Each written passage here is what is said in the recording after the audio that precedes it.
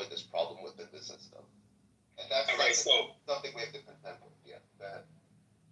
So you know, like the music, and I understand why you're gonna dance. You understand? Because at the end of the day, you're a beneficiary, right, of white mercy.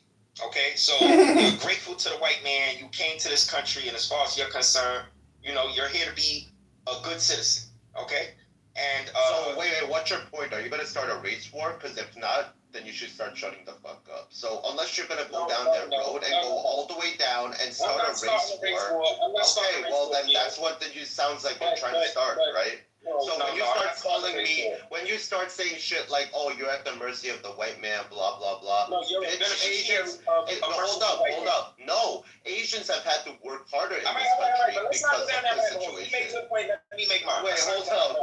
I'm just saying, bro. Like, I look. Bro, I really don't. All right. Ish. Honestly, if you're just gonna go down this road, I'd rather talk about it another time because I know where this is leading down. And I don't want to turn this into another black room. I really don't. I'm not trying to turn this into so many black rooms in Clubhouse, bro. I'm in another room listening to black nationalists bullshit. What are you doing? Good Shabbos. Good Shabbos. What room is it? It's called Geo's Friends. You want to hear it? Right, so let's look. Let me put it this way: if you're not at the interest of trying to solve this problem, where we have so many divisive identities and we have no way of unifying, hold up. We don't have a way of. If you come to the conclusion that you no longer want to unify with any other groups in this country, you're against me. I'm sorry, because now we're going to be so divided. We're going to be weak against every other country around the world. Imagine a country, just real quick. Now you about to give us another rant? Stop. Imagine a future, right, where other countries are making alliances with different groups of ethnic people in America to use them against each other. These are the dangers inherently within democracies and republics. And you're falling into the trap of us turning into a race war, just like there was in Bosnia, the ethnic cleansing in fucking Czechoslovakia and the 7 republics that fell from there. You're literally falling into a trap where the only option left will be a race war, will be a religious war. And I'm trying to prevent that from happening. Can you stop? Can you let me represent myself? Can we just, like, I'd rather just, like, move on to the next speaker after. Yeah. Move on to the next speaker after. Alright, I'm going to give you your last 2 minutes, and then we're going to move on from the topic. Go ahead. At the end of the day, Gio, all you did was prove why black people need their own identity, all right? Because you basically said, listen, Americans got their own problems, all right? You said Americans, you know, on behalf of the fact that they have a democracy, okay, this fate was inevitable, all right? An identity crisis in any country or an identity expanding in any democracy is just inherent to you having a democratic society. That's a problem you're going to face at some point. All right, no doubt. Nonetheless, okay, the American identity, right, identifying with it absolutely and exclusively at this moment in time, all right, it is not going to benefit black people. I'm sorry, okay? You need another layer. Okay, hold on, Gio. Okay, I'm sorry, but you need a deeper layer, and this is why. And I'm gonna land my plane after saying this. Okay, take a look at your media, black folks. All right, I'm talking to the black folks here. Okay, because y'all not even paying attention to this, so y'all wouldn't even notice it. Okay, you see Ukraine, all right, and Israel on the news all fucking day and night. All right? These places are on the other side of the world. Okay?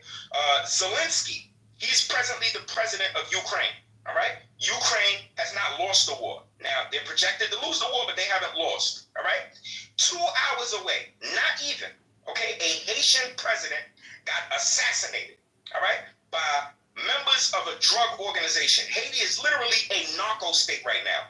Why do you not know of this? Okay, why were 100,000 Ukrainian citizens, all right, brought over to America only for the American government to be sued later in Indianapolis journalists, right, for giving Ukrainians special treatment. Why were they giving the Ukrainians special treatment, I wonder, okay, and no other ethnic group, no other refugee, all right? Because when them Haitian refugees showed up at the fucking border, what they said? Go the fuck back home. We do not need you black motherfuckers here, all right? So why do I say this? It's because at the end of the day, if you identify as American, okay, I don't find that problematic because I've been molded by America, okay, and I've been privileged by, some of the advanced ways of thinking that exist here, all right? But to be black and identify as American exclusively, you'll actually confuse the establishment's agenda for your own. You'll actually say to yourself, you know what, as a black American man, all right, I'm an American, I'm a good black, I'm here to serve Uncle Sam. You know what? I need to be worried about the white supremacists. Excuse me, Gizmo. Don't worry about things. Literally. Edge. Finish up. I'm finishing up. 10 seconds, bro. 20. I'm finishing up. You'll say to yourself, as a black American man, I need to be worried about the white supremacist Azov battalion in Ukraine, all right? As a black American man, okay, I need to be worried about the Israelis putting the Palestinians through the same shit we went through not even a century ago. That's what I need to be worried about because I'm American and American exclusively. I'm a good black, and I land my plane. All right. Yeah, that doesn't hold any water considering we're opening up the floodgates at our southern border. And a lot Not of only that, migrants, Sub-Saharan Africans, by the way. also, there's a parole program that just came out recently in the last 2 weeks where they're allowing 30,000 migrants from Haiti, Cuba, Nicaragua, and Venezuela. So they're allowing more asylum seekers to come to America. It's not enough, and they're bringing them on planes, right? So America actually needs white people. So they're pro-browns, but anti-black. Like, okay, that makes perfect sense. To me, no, honestly, like, the blacks would actually make themselves indispensable if they started working in America and, like, a lot of these jobs that Mexicans are willing to work. But because they're not willing to, then the labor competition is now tilted toward Mexicans who are willing to do those types of works. So now they are going to shift toward being more on the Mexican side than the black side, unfortunately. Gio, can I interject? This is Republican.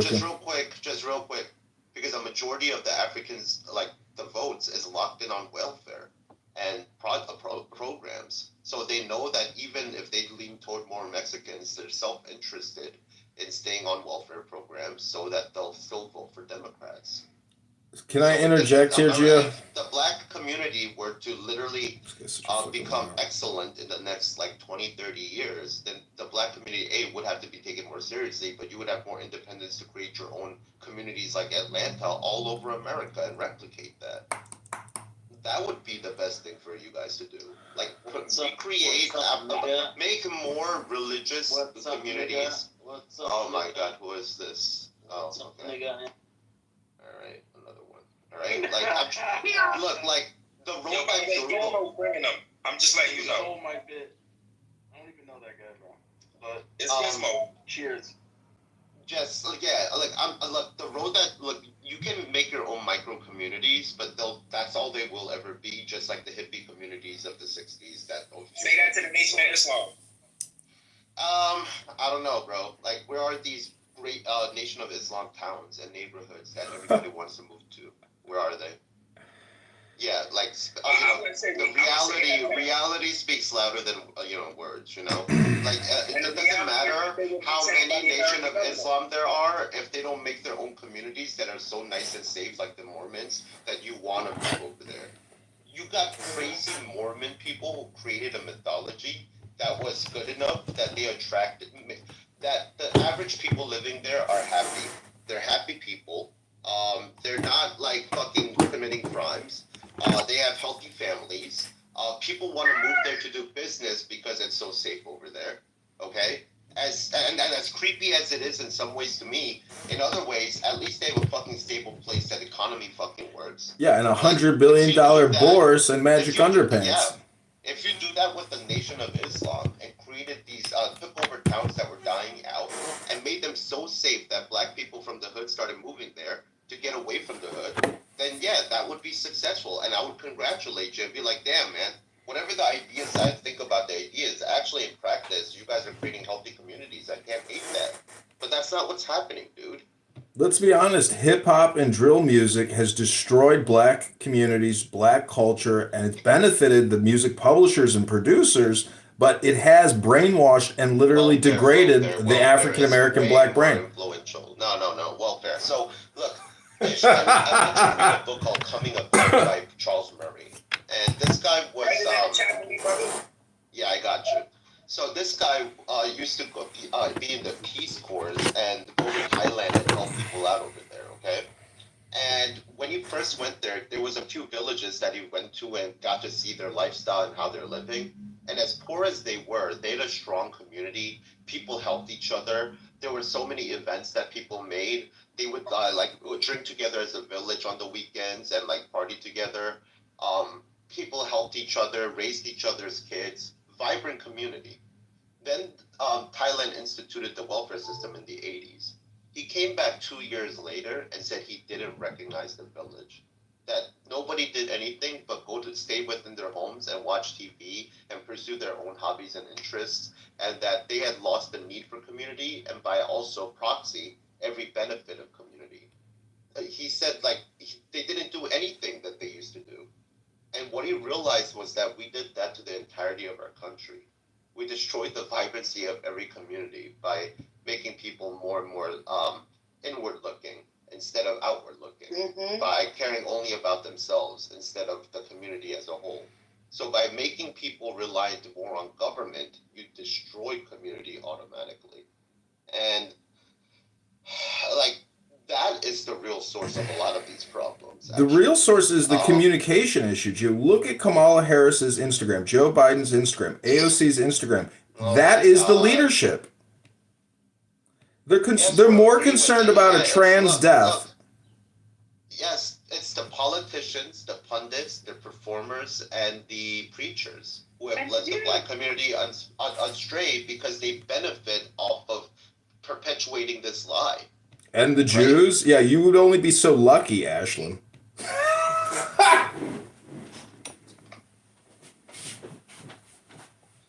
The way to make people servants of your ideology is to separate them from your community.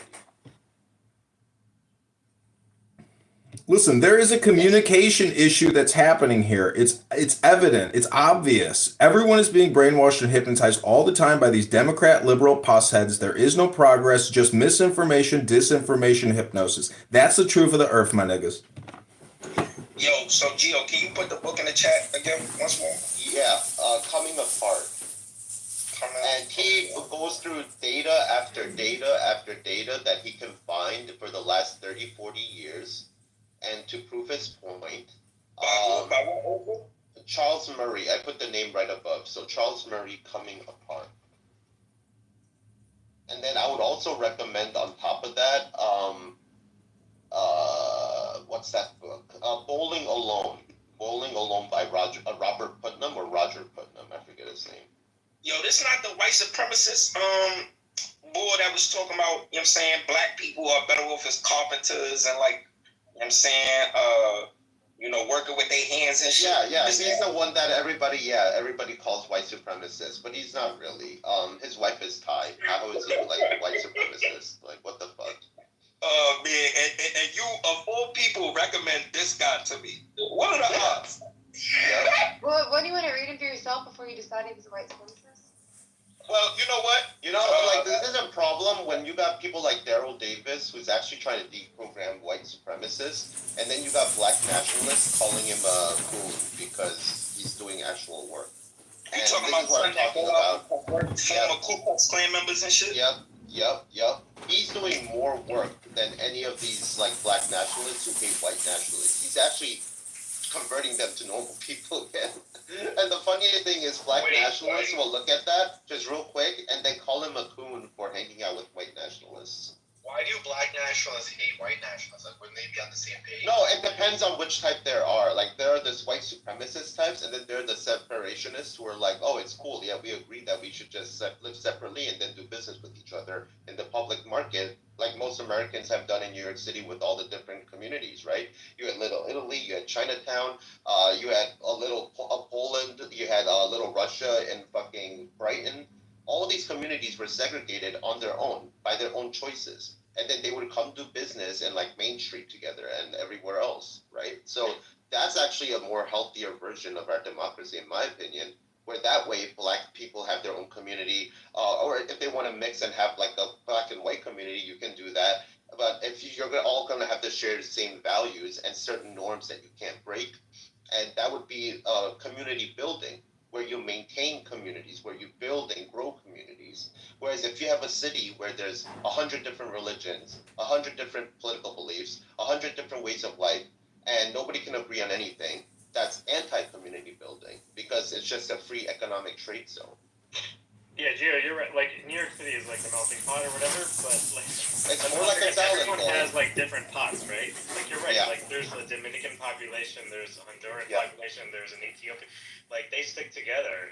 It's funny because like they call it like everyone's Icing down my butthole. I think I've got a hemorrhoid. in New York City, but they're separated because they want to be Yeah. separated, not they're Yeah. forced to be separated. And they want to preserve their community and push it and Exactly. maintain it and have their own values so that everybody can have their own values. So this is the best way to have live and let live.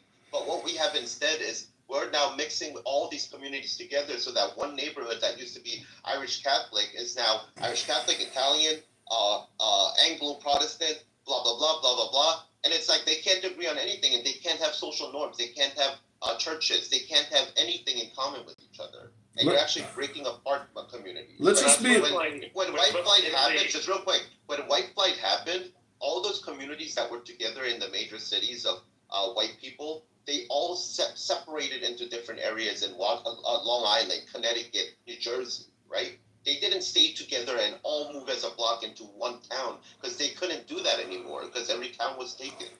So this is the situation we're in. Correct, Gio. Like, if you look at the map of Such a the stupid Little Italy conversation. district in New York, it was huge, right?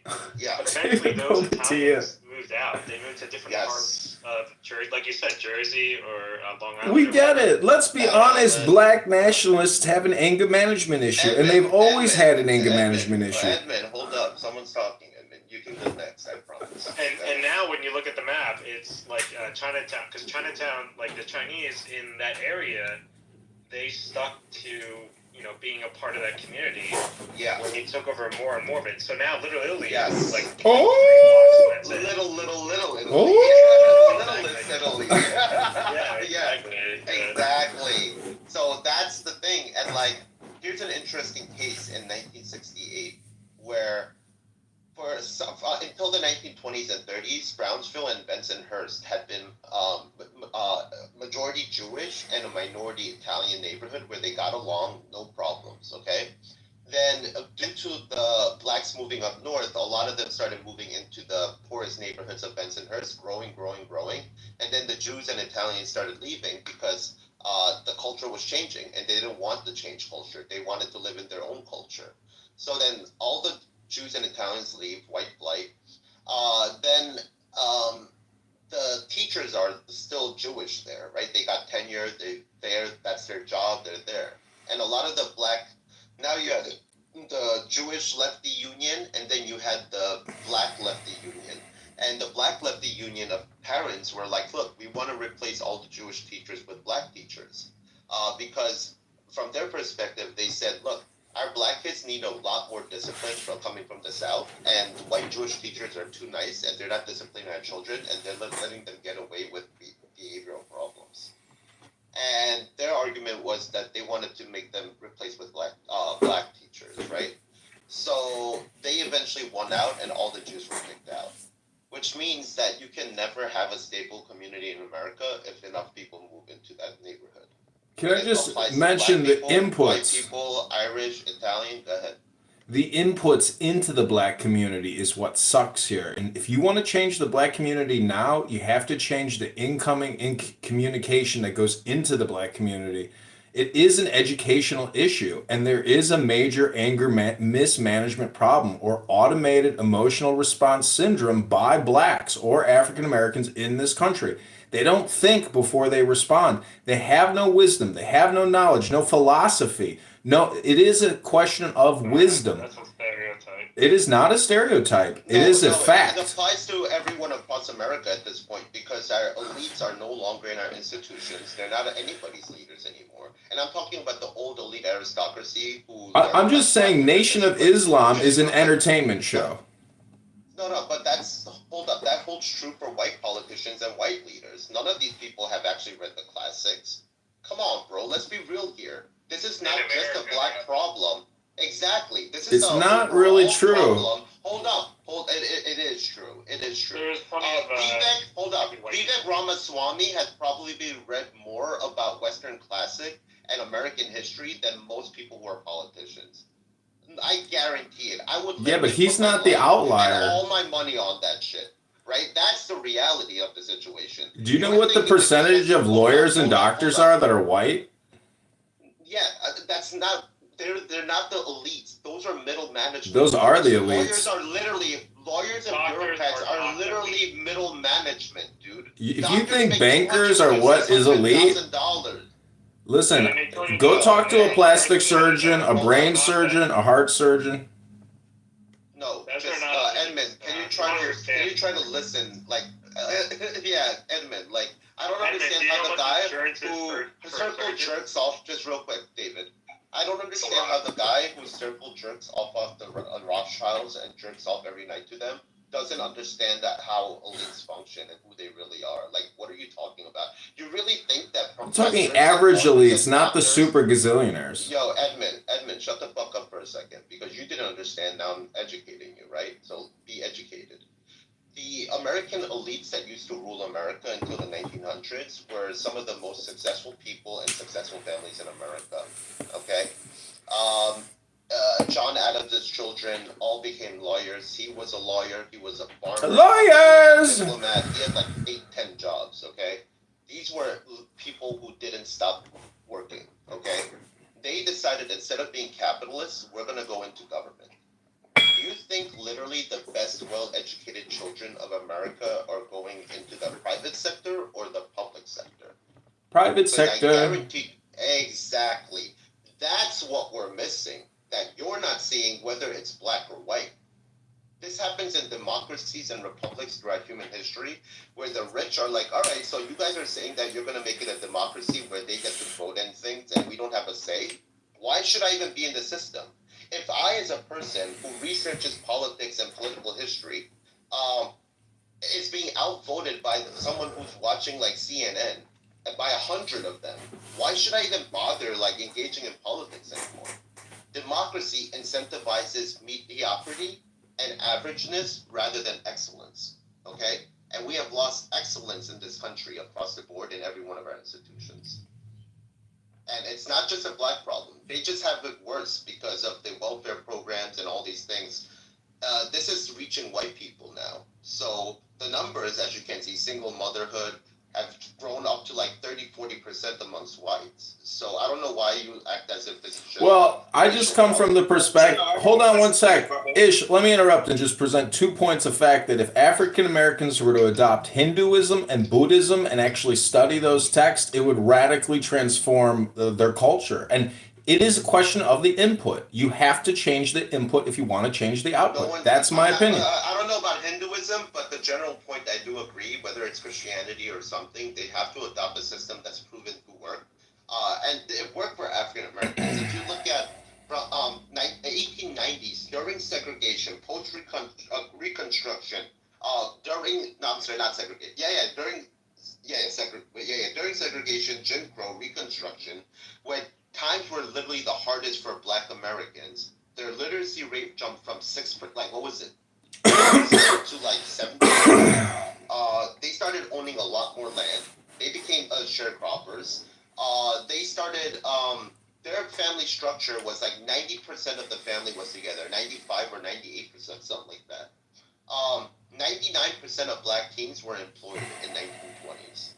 So even though they were discriminated against, even though they were segregated, even though Jim Crow was in action, even though there were all these, communities were being grown from the bottom up by these groups of people. But it's That the was all overall stuck up. economy of the 20s, 30s, 40s was magnificent for everyone. It was a boom in this country economically for everyone. Exactly. But in spite of all the discrimination, it still was able. They were still part of that project. That stopped, in my opinion, when a lot of the blacks moved up north, destroying and splitting communities apart. Where all the youngins moved up north, but all the older institutions, the pastors, the intellectuals, they all stayed down south. And some of them moved up north in Harlem. That started the Harlem Renaissance. But that was like one area. Whereas they didn't go to Detroit, they didn't go to Ohio, they didn't. So what happened was you had a splitting of the black community with its leaders and its young children would become the next generation. Well, I mean, Malcolm and you know, the other guy's assassination. I mean, when you kill the intellectual African American leadership, you literally cut the head of the snake. So that's exactly what happened. Yes, but that was because, like Gu and I were saying, because of the communist infiltration. And from their perspective, from any government's perspective, that's something that you can't allow. And second of all,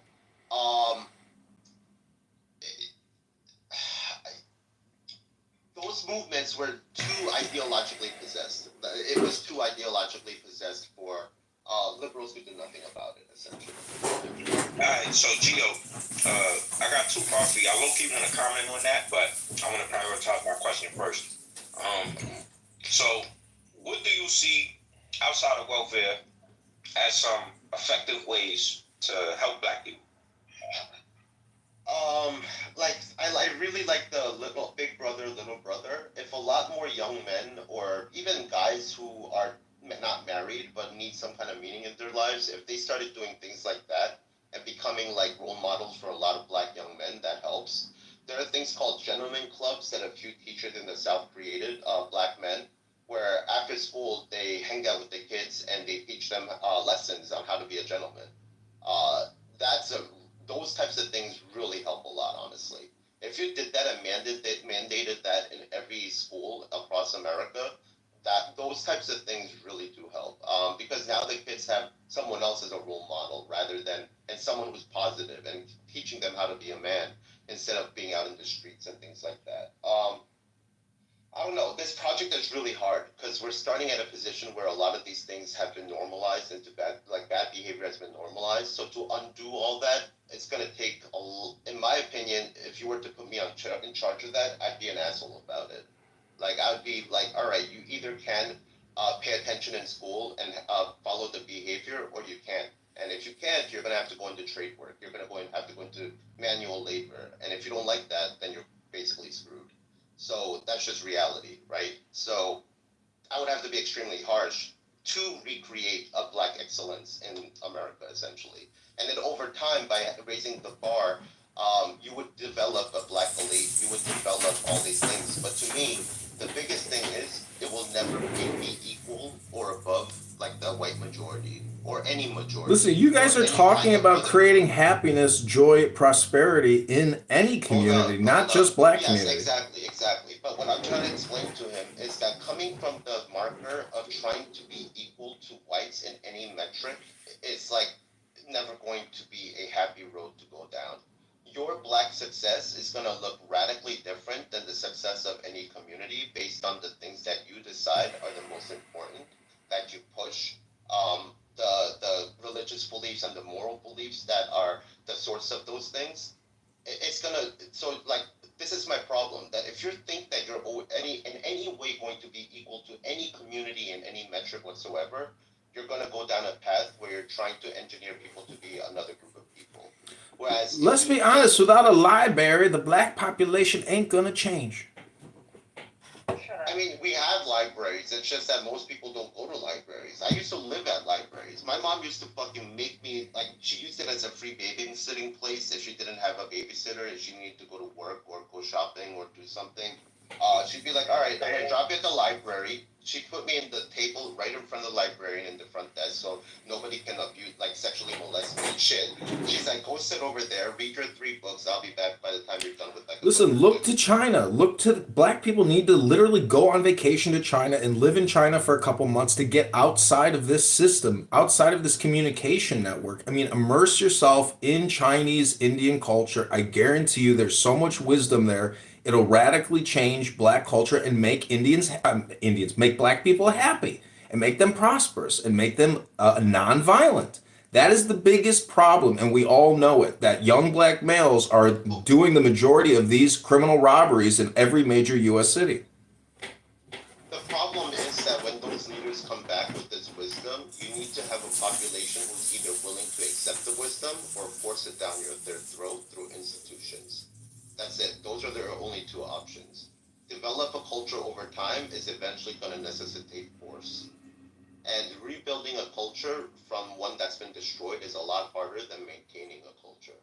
Maintaining a car is a lot easier than rebuilding a car, right? So it's unfortunately gotten to a point where there are answers. It just would take a lot of work, a lot of harshness. It would take a lot of discipline, not giving into crying and excuses and all these things. And it wouldn't be pretty. Honestly, I'm not gonna lie. It's gonna take a little bit of hitting here and there. Asian parents are like that. We told you 70 times to clean up your room, and you're not listening. And we've asked you nicely 70 times.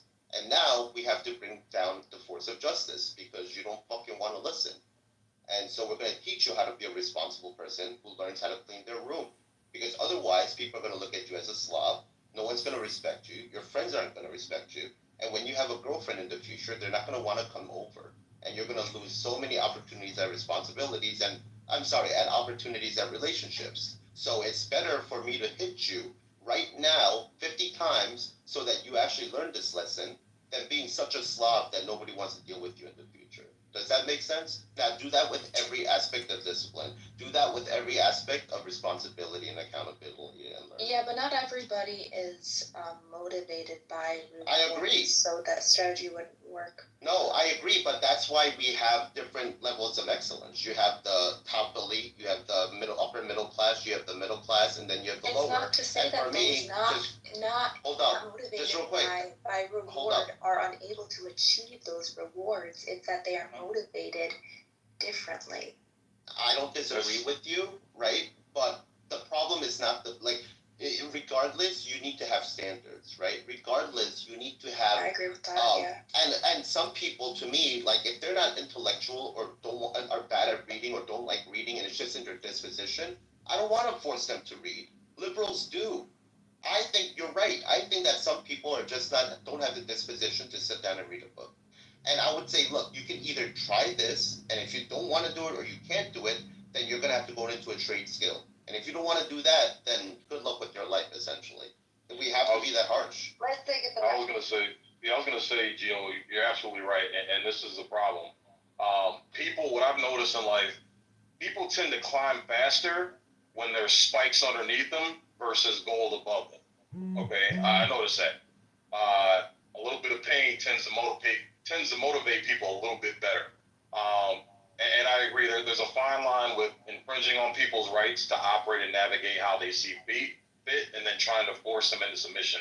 I don't believe forcing anybody into submission is the way to go. I think there should be a little bit of pain, but if that little bit of pain doesn't work, then let the motherfuckers go. But the problem is that nobody can feel the self-inflicted pain from bad decisions anymore because they got a million safety nets up under them.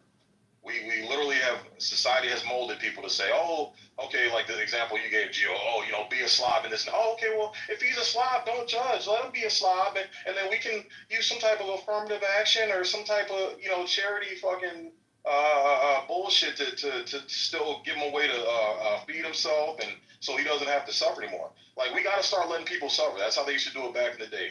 It was, hey, if you want to eat, if you want to be comfortable, you want to be part of the community and society, then you need to chip in. If you don't want to chip in, that's fine. That's on you. But go ahead and exit stage left, and you figure it out on your own. Nobody's going to come play Captain Save over your ass. I'm wondering if that could be ableist or interpreted as ableist by anyone or various Even that word communities. is ridiculous.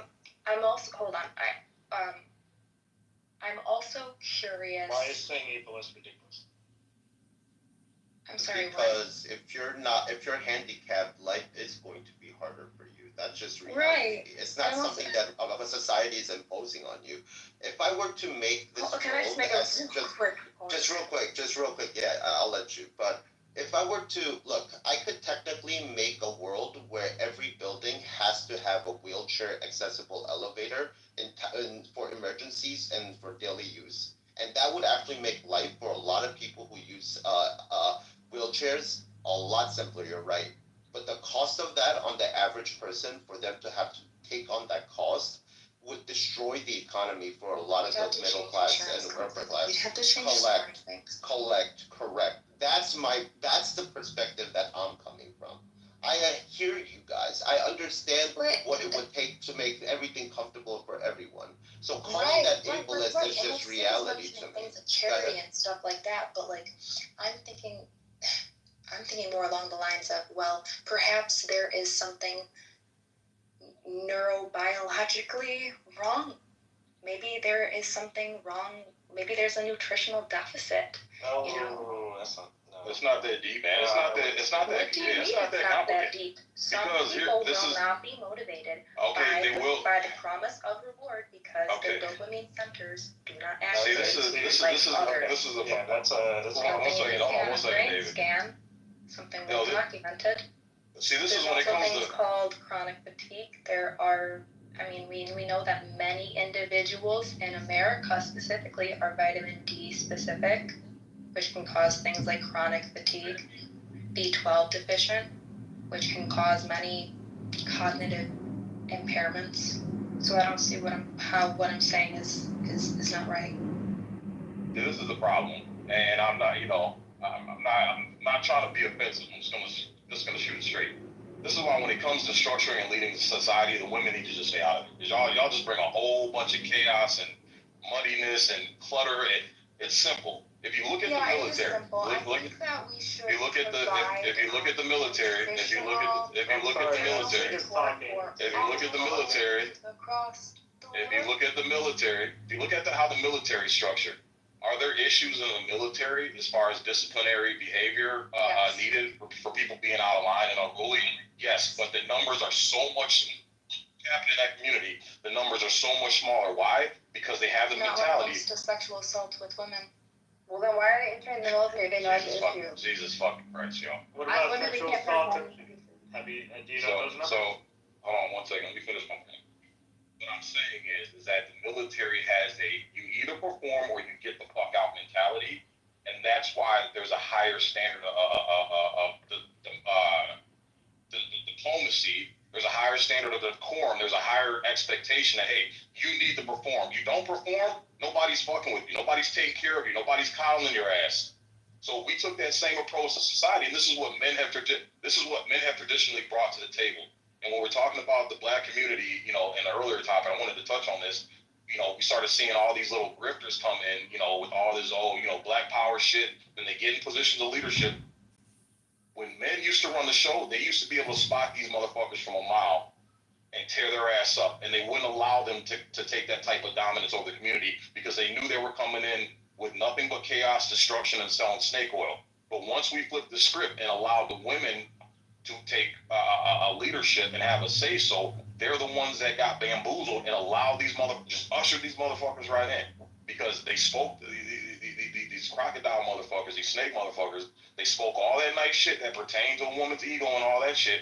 And because they don't have the foresight to see how destructive and detrimental that is to communities, they ushered and allowed that shit right in. Where men, we would have nipped that shit in the bum like, nigga, that shit ain't flying. I see faster shit.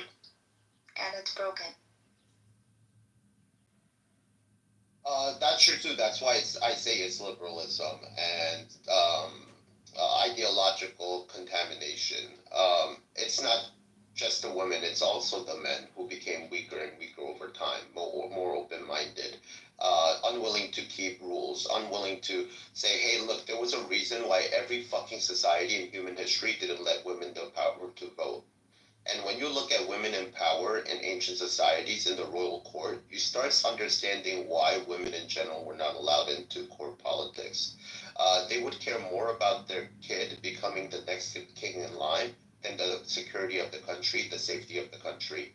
They would manipulate and use other people against them in times of war when you shouldn't be doing those things. They would do whatever it took for them and their progeny's future to be secured, despite what it would do to the country, despite what it would do to the future of the country. And even in Roman times where women didn't have the right to vote, they would, since they had the right to property, they would start influencing politics by having their dumb nephew or cousin or brother to go into politics on their behalf and then manipulate them from the behind the curtain. So, and it's not just men, women. It's the average man too, right? I don't like the problem with the average man being in being voters is that they'll simp for women or for wrong men, and that's also a problem I have with like the average male voter too. They are just as susceptible to this. This is why most societies throughout human history didn't let them vote, and that's why to me it's not just like the man issue. Like the problem is that the strong men that were in previous societies have been hampered down by liberal, open-minded men, and they've basically won the fight ideologically over the last 200 years. So even if we were to go back to like the Lean on Me movie where you have Principal Joe coming in and bringing back law and order, unless every single principal after that is willing to be as strict, it's only temporary again. It has to be reconstitutionalized into our institutions, to our rules of standards and behavior. In the 1950s, poor whites, poor blacks, poor Irish used to say, "Thank you, ma'am, thank you, sir." We used to have manners, etiquette. We knew what was allowed in public and not. And we've lost those things because we wanted to be such individualists. We wanted to, have money over everything. We thought that culture was oppression, that religion is oppression. Sure, yeah, having responsibility is oppression. I guess, if coming from a leftist perspective. Your dad telling you to babysit your sister on the weekend because they're busy working their fucking asses off for you. I guess that is oppression to white suburban children and black suburban children at this point, right? Because you've literally destroyed the idea of obligation and responsibility to each other as a concept in America due to personal freedom. Yeah. So why are you surprised when your kids won't babysit your fucking younger sisters for them? Why are you surprised when they get mad at you when you tell them to go to church on Sundays? Why are you surprised? Because you incentivized and pushed that behavior and went along with it. And then now you're saying, "Oh my God, my kid is so misbehaved." Yes, because you put freedom of the kid's independence above everything else like obligation, service, duty. Being a decent fucking human being. Yeah, and I think the whole idea of like women didn't have any influence on what happened to society before they had the right to vote is so misguided. Bullshit. It's right. bullshit. Like all you have to do They is used read to the be letter. the social regulators. They used to be the Correct. ones raising our Yeah. kids. They used to be the ones whispering to their general dad or husband Exactly. and being like, "Hey man, you're being a little too mean here." Imagine you're a general and you're a father, and then your mom comes to tell you, "Hey, you're being a little mean." Your wife comes to you in your bed and tells you you're being mean. Your nieces and your fucking aunts, they get influenced by their own family members around them, and they have to stop themselves from getting influenced by short-term needs. Right, and if you need proof, just look at the letters from the past kings and czars and presidents and people in power. The way they speak to their wives, like when they're away, and the influence they had, like that just goes to show you that women think like, oh, they were just like cooking in the kitchen, had no say. That's patently incorrect. They had so much influence, and think about this real quick, right? Yeah. David, coming back from a event in your town in a suburban area, your mom's like, "Oh, did you know this happened with them? Did you know that this guy got promoted at his job? Did you know that this?" She's the collator of the information within the community, right? So that you know what's going on in your social sphere, right? She's literally the person in charge of doing that in Western society too. Like, so they were heavily influenced. And why do you think that a small group of women in the 1890s to 1920s were able to bring about women's votes, prohibition, and abolition? It was a small minority of suburban women who did this. You know, like, how is that no power when they were able to influence all of male politics to get what they wanted? This idea that women have had no influence historically is just completely bullshit. Yeah, exactly. Very based, David Bobadilla. Very based. Very based. It's also Careful though, fairly. yeah. It's also fairly. Kia, don't tell anybody. I'll ruin my reputation on Clubhouse. John the Baptist. John the Baptist was cut off because of an influence. Wait, say it again, Bo? John the Baptist got his head cut off and served on a silver platter because of female influence. Oof. Jezebel was the one who wanted to cut his head off. She didn't like what he was saying. Not even the king. The king's like, look, he's just another crazy guy. Jezebel was like, I want his fucking head on a fucking stick on a platter in front of me. Damn, yo. Okay. Women are the motivators of men. That's the reason Correct. we're having We to. do anything. That's what porn is doing to us is getting, it's a young man is getting rid of that dynamic. But yeah, not only is it possible that women are an influence, it's like women are the influence on men. Period. So that's how families were created, and we were family centric in the past. But yeah, women were extremely important. A man who is not looking for a woman or a family is not going to build a bridge or be an engineer or anything. No long-term thinking. To make men long-term thinking, they need a family. That's why societies incentivize pro-social, pro-family behavior, because they're trying to keep that going to the next generation. And the problem is cultural enforcement has been changed from conservative values to liberal values. I remember growing up, and like, my mom would respect anybody in the neighborhood, white, black, Hispanic, Russian. All the working class parents could tell me what to do. Yo, get out of the street. Stop burning shit. I'm gonna tell your fucking mom. Stop smoking. I'm gonna tell your fucking mom. There was social enforcement of these things. Now it's like, leave my fucking kid alone. If a kid, like 5 kids are running from one family in the diner and hurt themselves, if I would say, hey, watch your kids, I'm the asshole now. I'm the asshole for telling you. Take the village. Exactly. And now we're saying, no, I'm so individualist. Leave me the fuck alone because I have my own way of raising my children. What about Karens? Yeah. What about Karens? I'm just curious.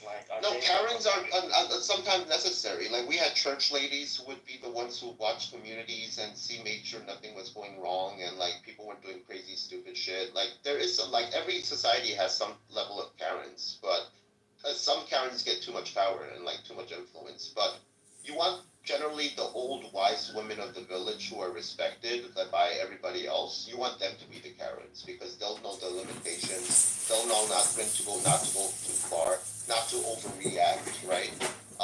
But we don't have that anymore, right? Could this be like a depopulation zeitgeist? Not that anybody's orchestrating it, but I feel like in the past it was people were encouraged to have families. You had family names. You're Bill, the son of somebody, But now I feel like the zeitgeist or the mood is that if you're wealthy, you still have kids, you have mausoleums, you have a fancy grave.